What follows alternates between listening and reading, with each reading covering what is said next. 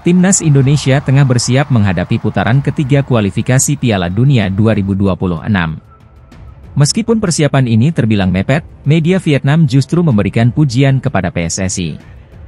Anak asuh Shin Tae-yong akan menghadapi dua lawan berat, yaitu Arab Saudi pada 5 September dan Australia pada 10 September. Persiapan timnas dimulai pada 29 Agustus, dengan latihan intensif pada 2 September untuk menghadapi laga tandang melawan Arab Saudi.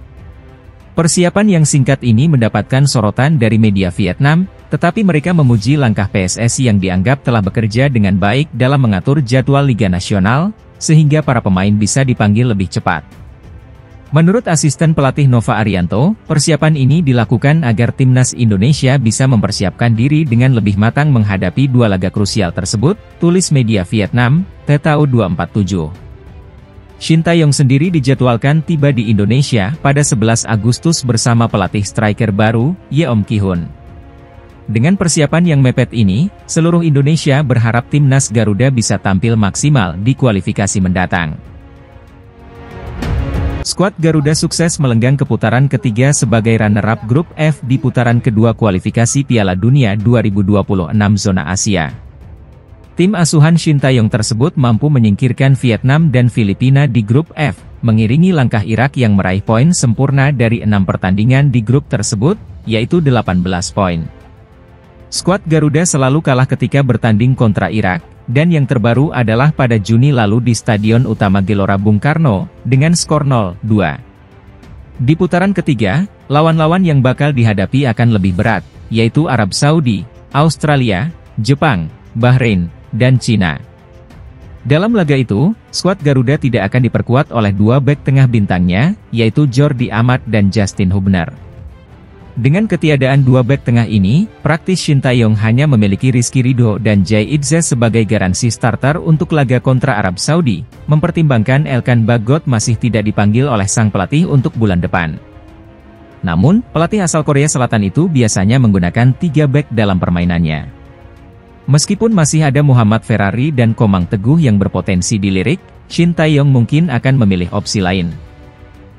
Timnas Indonesia versus Australia dijadwalkan tanding pada 10 September 2024 mendatang.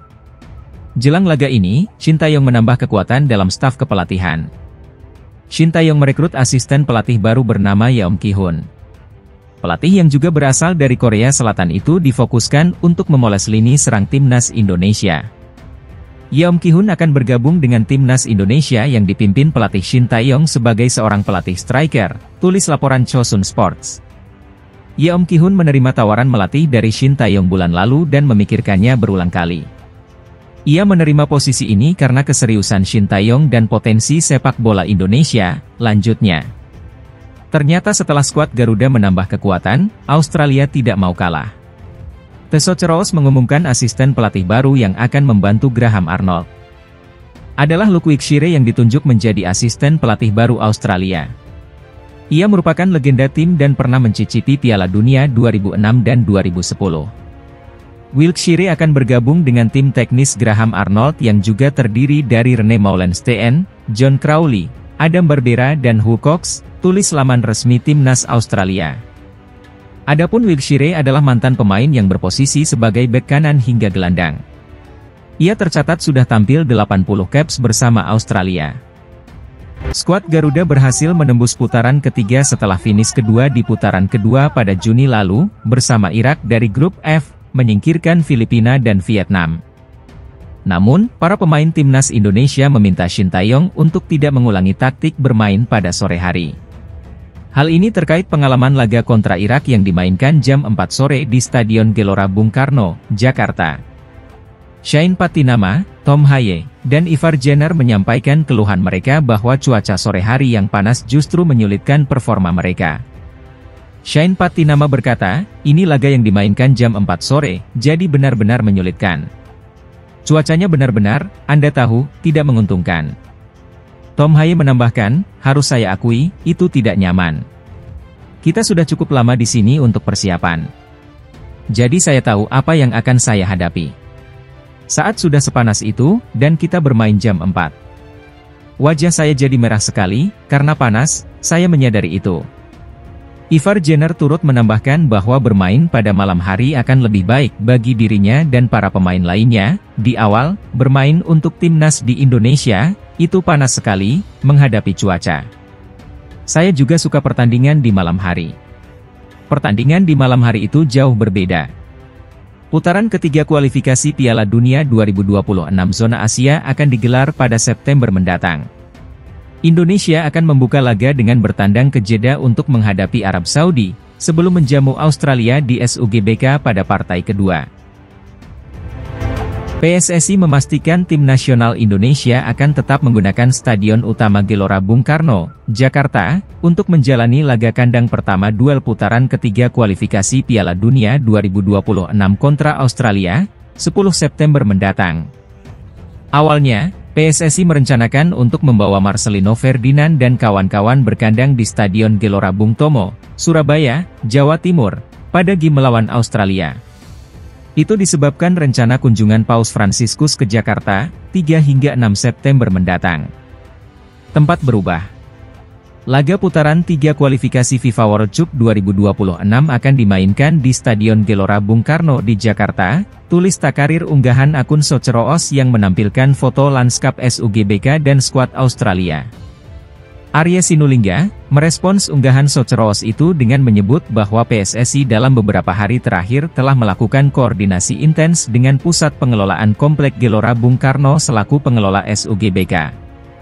Kami mengajukan SUGBK ke AFC sehingga Australia dapat info perubahan lokasi laga, itu dari AFC.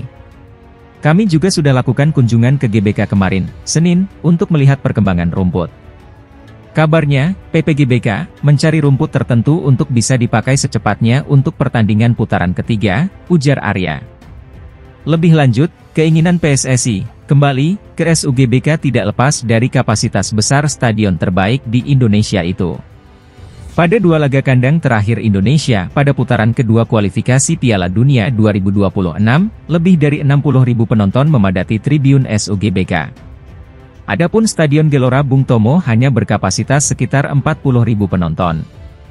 Sementara itu Wakil Ketua Umum PSSI Zainuddin Amali menyebut PSSI berencana menyiapkan pesawat non-komersial alias charteran untuk tim Garuda untuk menjalani 2 pertandingan kualifikasi Piala Dunia 2026 pada 10 dan 15 Oktober nanti. Menurut Amali, 2 pertandingan itu tidak ideal jika ditempuh dengan penerbangan komersial. Ia menyebut para pemain Indonesia bisa menempuh perjalanan hingga 2 hari dari Rifa menuju Qingdao. Kondisi itu membuat skuad Garuda perlu melakukan transit, salah satunya di Beijing. Durasi waktu itu, lanjutnya, akan menyulitkan anak asuhan Shin karena harus melakukan pemulihan dan persiapan laga setelah bertandang ke Bahrain. Jadi, sewa pesawat charteran, itu pertimbangan Pak Ketua Umum Erick Thohir dan kami di Exco bahwa kita tidak akan gunakan pesawat komersial untuk 2 pertandingan itu. Tidak ada waktu untuk berlatih dan pemulihan karena jarak beberapa hari mereka harus bertanding, ujar Amali. Meski begitu, Amali menegaskan, dana sewa pesawat charteran itu tidak berasal dari anggaran pendapatan dan belanja negara, APBN, sebesar 120 miliar rupiah yang diberikan negara kepada PSSI. Ia mengungkapkan, dana APBN yang diberikan pemerintah melalui persetujuan Kementerian Keuangan serta Kementerian Pemuda dan Olahraga dialokasikan untuk kebutuhan pemusatan latihan dan pembinaan sepak bola usia dini. Timnas Indonesia